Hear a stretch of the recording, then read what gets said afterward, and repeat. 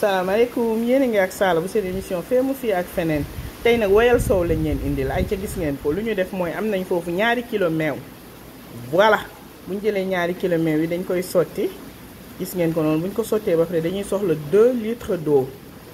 de robinet 2 litres d'eau chaude gis nga meew ndoxu robinet bi moom la ñuy njëkk a sotti 2 litres gis nga man lii laa nattee dama am foofu 1 litre 500 comme ça dama ciy dolliwaat 500 millilitres bu ko defee mu nekk 2 litres su fekkee amoo leen loo leen koy nattee mun ngeen jël pot comme pot bi ma yor boo defee benn potu meew benn potu ndox robinet benn potu ndox bu tàng voilà looluy mesure à part égal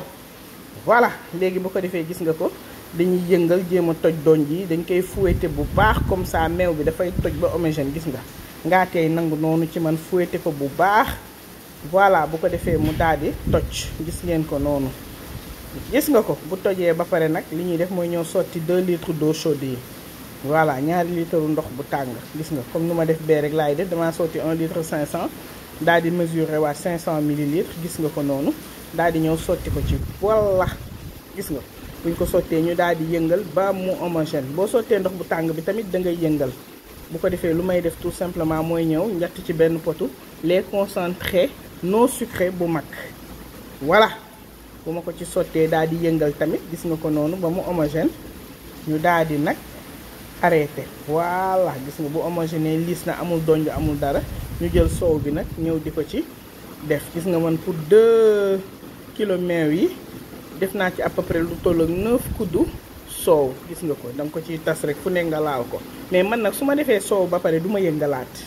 gis nga bindal naa leen ko damay ñëw rek daal di koy tëj dem teg ko ci benn ruq bu tàng ba pare daal di ciy muur mbaaj bu ko defee day gaaw a way mais nii moom amoo problème yooyu il fait très chaud way dafay gaaw buy fanaan di way bul sonn gis nga ko ñu daal di leen koy won jëlal soow mi na mu woyee ëpp na mu woyee moo ëpp jëlal lii jëlal soow mi ni mu woyee way bu dëgër la way macha allah nii de lañ ko defee bu ko defee du ñàkk tamit ñu daal di leen koy fouetteel ngeen gis soow mi nu mu mel gis nga dafa way dafa jàpp macha allah